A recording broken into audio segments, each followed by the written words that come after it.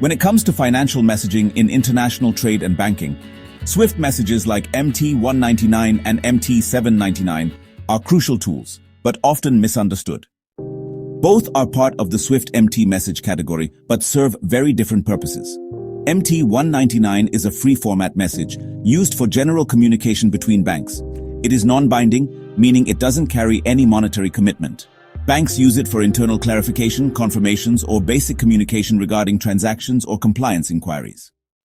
For example, if one bank needs to confirm a document's authenticity or clarify payment instructions, they use MT199. MT799, on the other hand, is a pre-advice message, commonly used in trade deals or financial instruments like bank guarantees, SBLCs, or credit lines. It confirms the intention of payment or issuance, but does not transfer funds. It's often a precursor to messages like MT760 or MT103. What many don't know. 1. Montana 199 can legally support compliance checks for sanction screening, especially under AML guidelines when the main transaction is on hold. 2. Montana 799 can be used to reserve a line of credit for a short window, typically 3 to 5 business days, before the actual instrument is issued via MT760. What many don't know. MT199 can legally support compliance checks for sanction screening, especially under AML guidelines when the main transaction is on hold.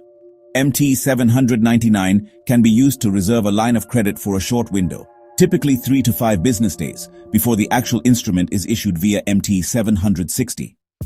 MT799 doesn't always precede an MT760.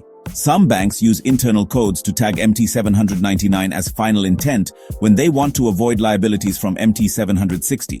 In large project finance, MT199 is used to send soft probe messages, asking recipient banks if the counterparty has transactional history or not, an essential step in syndicate lending.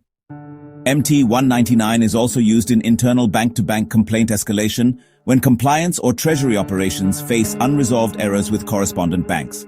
And Montana 799 can include conditional approval text for cross-border instruments, allowing it to work as a soft commitment before a firm guarantee. Both these message types do not move money, but the difference lies in the weight of the message. MT799 carries intention. MT199 carries communication. Both these message types do not move money, but the difference lies in the weight of the message.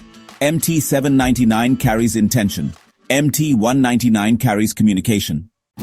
To know more, you can explore swift.com and tradefinance.global, two of the most authoritative sources on SWIFT messaging.